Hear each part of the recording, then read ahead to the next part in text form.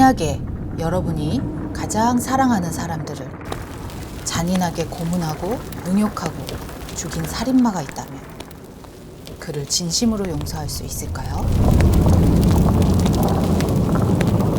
하나님께서는 요나에게 바로 그들에게 가서 말씀을 전하라고 하셨는데요. 요나는 그때로부터 하나님의 얼굴을 피합니다. 도저히 용서할 수 없는 그 인간들, 그들에게 말씀을 전하기가 죽기보다 싫었던 요나의 모습을 함께 살펴보겠습니다. 먼저 요나가 살았던 시대 상황이 어땠는지 간단히 알아볼게요. 그 시대에 이스라엘 상황이 어땠냐면요. 이스라엘이 남북으로 갈라졌어요.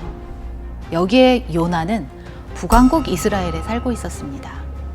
북왕국 이스라엘에서도 여로보암 2세가 왕이었을 때 일어난 일입니다. 그 당시 세계 최강대국이었던 아수르가 이스라엘을 계속 공격하고 있었어요. 학자들에 의하면 아수르 사람들은 인류 역사상 가장 끔찍한 고문을 시행했었고 가장 잔인하고 악랄했다고 전해지고 있습니다.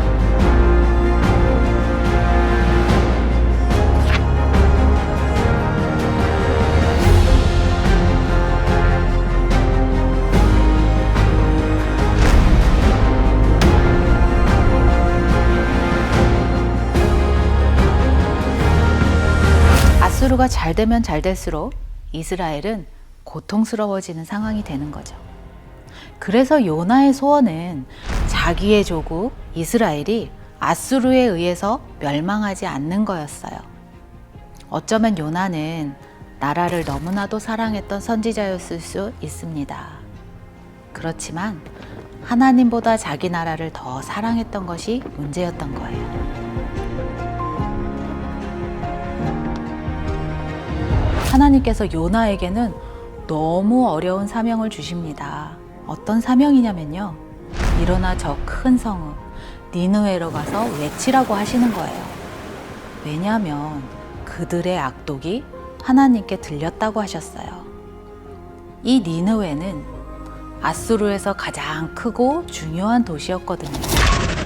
그런 곳으로 가서 하나님의 말씀을 전하라고 하시니까 요나는 얼마나 마음이 괴로웠을까요? 그래서 요나가 어떻게 하냐면요. 하나님의 얼굴을 피해서 다시스로 도망을 가려고 했습니다. 왜냐하면 이 다시스는 니느웨랑은 정반대 방향에 있는 아주 먼 곳이었거든요. 요나는 자기가 갈 수 있는 한 제일 멀리 도망가고 싶었을 거예요. 그래서 욥바라는 항구로 갔습니다. 그런데 마침 요나가 거기 도착하자마자 다시스로 출발하는 배가 있는 거예요.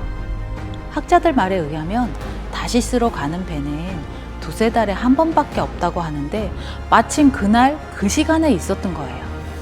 하나님의 말씀에 불순종했고 도망가려고 했던 요나의 입장에서는 모든 일이 순조롭게 되는 것처럼 보이네요. 혹시 여러분은 이런 경험 없으세요?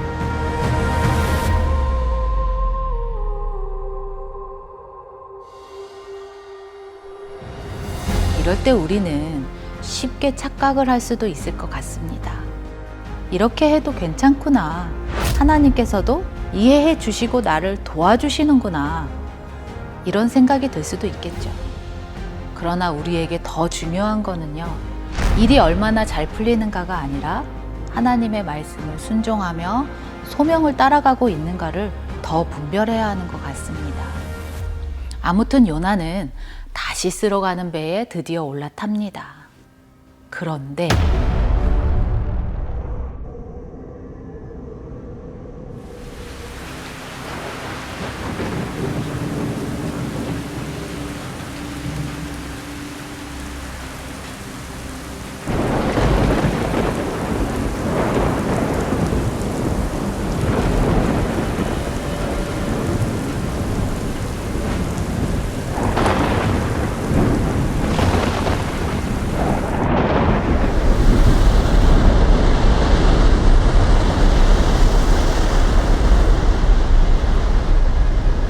하나님께서 요나의 배에 큰 바람과 폭풍을 보내시는 거예요. 그래서 요나가 탄 배는 거의 깨지기 일보 직전의 상태가 됐습니다. 이 배에는 요나만 타고 있었을까요?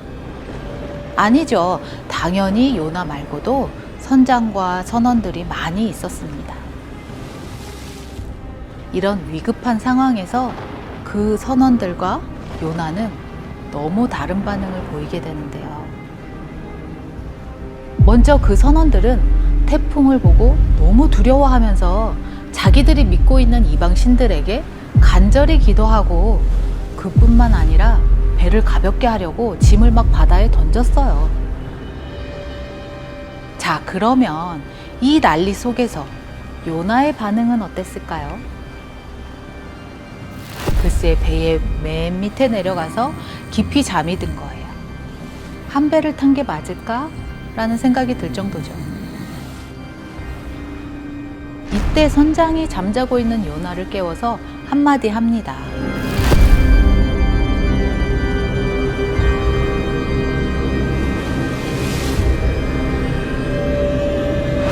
요나가 배 위층으로 올라왔을 때 갑자기 사람들이 중요한 제안을 하나 해요. 어떤 제안이냐면요. 이 재앙이 누구 때문인지 우리가 제비를 뽑아서 알아보자는 거예요. 그래서 누가 뽑혔을까요? 이제까지 잠만 자고 아무 말도 없었던 요나에게 사람들의 관심이 집중됐어요. 사람들은 제비에 뽑힌 요나가 궁금해졌습니다.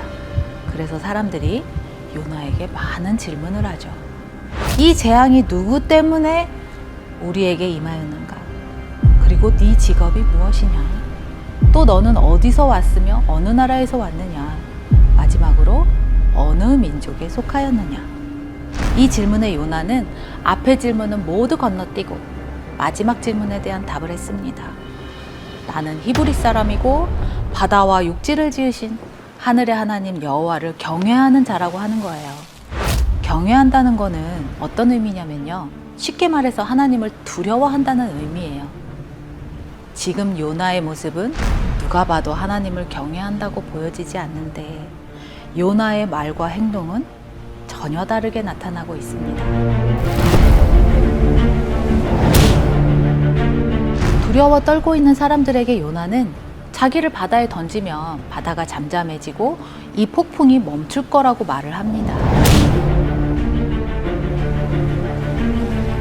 차라리 여기서 요나가 하나님께 회개를 하고 니느웨로 돌아가겠다고 말을 했어야 하는 거 아닐까요?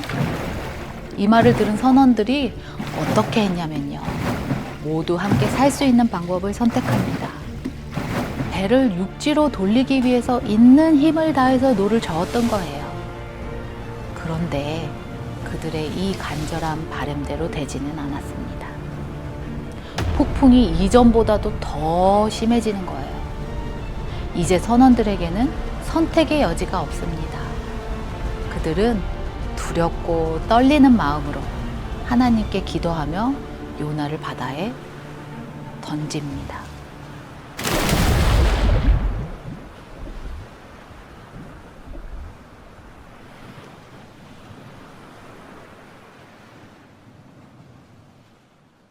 바로 그 순간 요나가 말했던 것처럼 바다가 잠잠해지는 거예요. 이 놀라운 기적 앞에서 이 배에 타고 있던 모든 사람들은 그들이 진정으로 경외해야 할 대상이 누구인지 확실하게 알게 됐을 것 같아요. 처음에는 폭풍이 두려워서 이방신들에게 기도했던 선원들이었잖아요. 그런데 지금은 폭풍을 주관하시고 하늘과 땅을 주관하시는 여호와 하나님을 경외하는 마음으로 서원 기도까지 하면서 요나서 1장이 마치게 됩니다. 그리고